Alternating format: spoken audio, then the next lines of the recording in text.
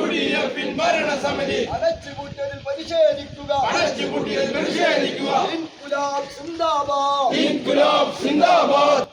പ്രവർത്തനം മുടങ്ങിയ dialysis centre ഉടൻ തുറന്ന് പ്രവർത്തിപ്പിക്കണമെന്ന് ആവശ്യപ്പെട്ടുകൊണ്ട് CPIM പ്രവർത്തകർ മാറഞ്ചേരി ഡയാലിസിസ് സെന്ററിലേക്ക് പ്രതിഷേധ മാർച്ച് നടത്തി. പ്രതിഷേധ march CPIM Ponnani area secretary CP Muhammad Kunhi ഉദ്ഘാടനം ചെയ്തു. V സുരേഷ് അധ്യക്ഷത വഹിച്ചു.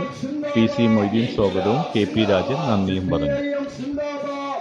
ഈ 2 ആഴ്ചയായിട്ട് ഇവിടെ ഈ പൂട്ടിക്കെടുക്കുന്നത് ഇത്രയും നിരുത്തരവാദപരമായിട്ടുള്ള ഒരു ഭരണസമിതിയാണ് ഇവിടെ ഭരിക്കുന്ന കമ്മിറ്റി മെമ്പർമാരെ എല്ലാവർക്കും സ്വാഗതം പറഞ്ഞുകൊണ്ട് ഇതിന്റെ ഡയാലിസിസ് കേന്ദ്രത്തിന് മുന്നിൽ ഇങ്ങനെ ഒരു സമരം നടത്തേണ്ടത് വലിയ പ്രയാസമുണ്ട്. ഞങ്ങളെ സംബന്ധിച്ച് കേവലം 3 മാസമായിട്ടുള്ളൂ പുതിയ ഭരണസമിതി നിലവിൽ വന്നിട്ട്. 4 മിഷനുമായി ഈ മാറഞ്ചേരി ഗ്രാമപഞ്ചായത്ത് ബ്ലോക്ക് പഞ്ചായത്തിന് കൈമാറിയതാണ്. അതിനുശേഷം പലയിടങ്ങളിലായി 7 മിഷൻ ലഭിക്കുകയും അതിനാവശ്യമായ ഒരു മാനേജ്മെന്റ് കമ്മിറ്റി രൂപീകരിക്കുകയും വളരെ ഭംഗിപൂർവം ഈ ഡയാലിസിസ് നടന്നിരുന്നതാണ്. 18 രോഗികളെ വെച്ച് 2 ഷിഫ്റ്റ് നടത്തിയിരുന്നത് പിന്നീട് 11 രോഗികളെ വെച്ച് നടത്തുകയാണ്. സ്വാഭാവികമായിട്ടും ചെറിയ സാങ്കേതിക പ്രയാസങ്ങളൊക്കെ ഇവിടെ വരാറുണ്ട്. അതൊക്കെ മനസ്സിലാകുന്നവരാണ് ഞങ്ങളെല്ലാവരും. എത്ര ദിവസമാണ് അടച്ചിടാറ്? 2 ദിവസമാണ് അടച്ചിടാറ്. അടച്ചിടുമ്പോൾ എന്താ ചെയ്യാറ്? ഇവിടെ വരുന്ന പാവപ്പെട്ട രോഗികളെ, ഈ നിൽക്കുന്ന കുഞ്ഞടക്കം വരുന്ന ആളുകളുടെ സഹായം സ്വീകരിച്ചുകൊണ്ട് പൊന്നാനി ഡയാലിസിസ് സെൻ്ററിലും ശ്രീവത്സം ഹോസ്പിറ്റലിലേക്കും മറ്റ് ഇതര സ്ഥാപനങ്ങളിലേക്കും അവരെ ഡയാലിസിസ് ചെയ്യാൻ ആവശ്യമായ ക്രമീകരണം ചെയ്തുകൊണ്ടാണ് ഈ സ്ഥാപനം അടയ്ക്കാറ്. അങ്ങനെ ഒരു ക്രമീകരണം ചെയ്യാതെയാണ് ഈ സ്ഥാപനം അടച്ചിട്ടുള്ളത്. 2 3 ഒരു വർക്കിംഗ് ഡേയിൽ തീരാവുന്ന പ്രശ്നം എന്തുകൊണ്ട് ഇത്ര അധികം ദിവസം എടുത്തു? സഫലമാക്കിയവരാണ് ഇപ്പൊ പറയുന്നത്. ജനകീയ കമ്മിറ്റി പോലും വിളിച്ചു കൂട്ടിയിട്ടില്ല. ആ ജനകീയ കമ്മിറ്റി ഒന്ന് വിളിച്ചു കൂട്ടി പോലും ഇങ്ങനെ ഒരു കാഴ്ച, ഇത്തരത്തിലൊരു സമരം വേണ്ടിവരുമെന്ന് നമ്മളാരും കരുതിയിട്ടില്ല. ഒരു ഡയാലിസിസ് കേന്ദ്രം എന്ന് പറഞ്ഞാൽ അത് കേവലം മറ്റാരോഗ്യ സ്ഥാപനങ്ങളെ പോലെയല്ല. ജീവനും മരണത്തിനുമിടയിലുള്ള ആ ഘട്ടം മനുഷ്യൻ്റെ ജീവൻ നിലനിർത്തുന്ന ഏറ്റവും പ്രധാനപ്പെട്ട ഒരു സംവിധാനം. അതുതന്നെ നമ്മുടെ സമൂഹത്തിലെ ഏറ്റവും നിരാലംബരും നിരാശ്രയരുമായിട്ടുള്ള ഏറ്റവും പാവപ്പെട്ടവരായ ആളുകളുടെ കേന്ദ്രം.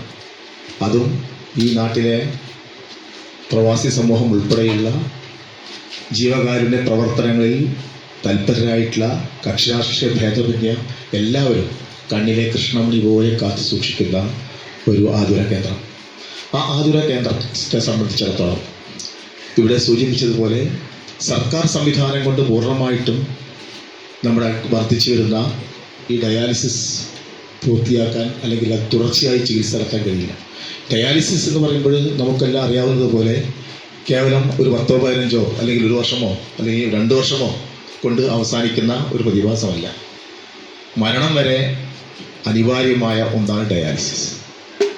മറ്റൊരു രോഗിയെ പലപ്പോഴും നമ്മുടെ ഡയാലിസിസ് കേന്ദ്രത്തിലേക്ക് ഒരു ഒഴിവന്വേഷിച്ചിട്ട് പാവപ്പെട്ട് വരുന്ന സമയത്ത് നമ്മൾ വളരെ പ്രയാസപ്പെടാറുണ്ട്.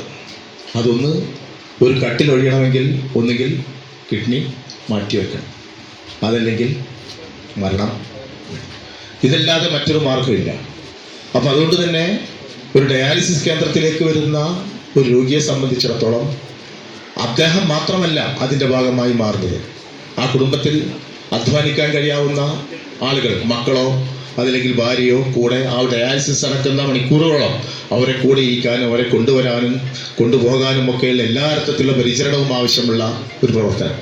അപ്പം അതുകൊണ്ട് തന്നെ ആ ഡയാലിസിസിന് വിധേയരാകപ്പെടുന്ന നമ്മുടെ പ്രിയപ്പെട്ടവർ, അവർക്ക് എല്ലാ അർത്ഥത്തിലും ഒരു മാനസിക പ്രയാസവും കൂടാതെ ശാന്തമായ അന്തരീക്ഷത്തിൽ ജീവിതത്തെക്കുറിച്ചിട്ടുള്ള പുത്തൻ പ്രതീക്ഷകൾ നൽകാൻ ചുമതലപ്പെട്ട ആളുകളാണ് തദ്ദേശ സ്വയംഭരണ സ്ഥാപനത്തിൻ്റെ ചുമതലക്കാർ.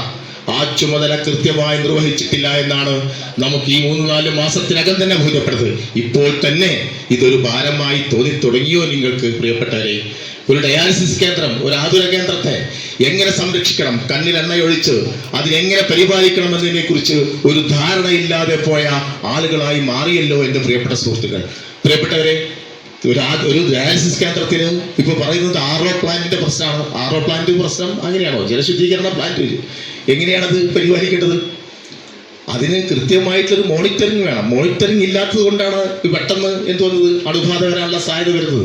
വെള്ളത്തിലെ ലവണാംശങ്ങളും മറ്റു പ്രശ്നങ്ങളും കണ്ടെത്തുന്നത് ഒരു സുപ്രഭാതത്തിലാണോ? നിരന്തരമായിട്ടത് പരിപാലിക്കേണ്ട ആവശ്യകതയെ കുറിച്ചിട്ടുള്ള ബോധ്യം ജീവനക്കാർക്ക് നൽകേണ്ടേ?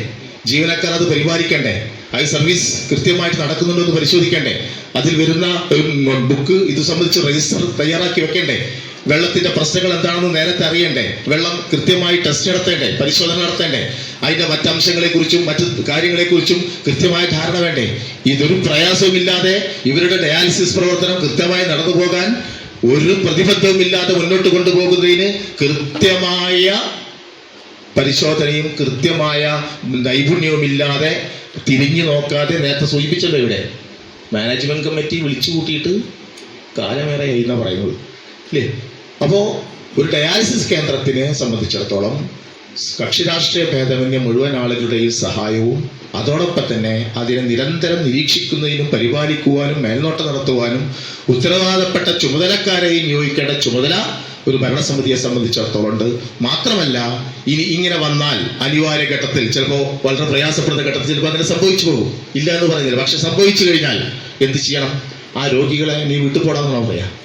അങ്ങനെയാണോ പറയാ? ഇത് ഇഷ്ടം പോലെ എങ്ങോട്ട് പോക്കുമെന്ന് പറയാണോ പറയുക? അതാണ് ഉത്തരവാദിത്വം.